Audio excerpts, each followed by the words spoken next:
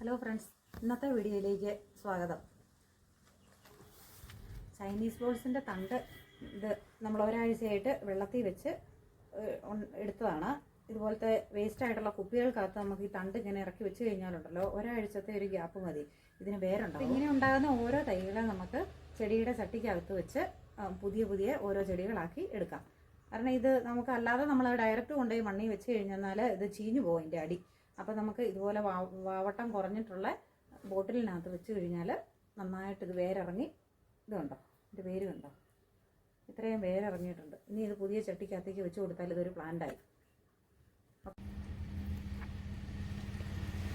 ഇതുണ്ടോ, ഇതുപോലുള്ള തണ്ടുകൾ നമുക്ക് മുറിച്ചിട്ട് നടാം.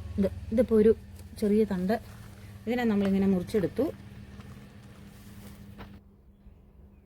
ഈ തണ്ട് മുങ്ങിയിരിക്കാൻ പാകത്തിന് നമുക്ക് ഈ വെള്ളം എടുത്തിട്ട് ഇത് കണ്ടോ, ഇപ്പം വെള്ളം തണ്ടിൻ്റെ മേപ്പറയാണ് നിൽക്കുന്നത്. അപ്പോൾ അതുപോലെ വെച്ചാൽ മതി. ഇപ്പോൾ ഒരാഴ്ചത്തേക്കൊന്നും ചെയ്യേണ്ട, അനക്കാതെ വെച്ച് കഴിഞ്ഞാൽ ആവും നമ്മൾ പുതിയ ചെടിച്ചട്ടിക്കകത്തേക്ക് ഇതിനെ ഇങ്ങനെ മാറ്റിയെടുക്കാം.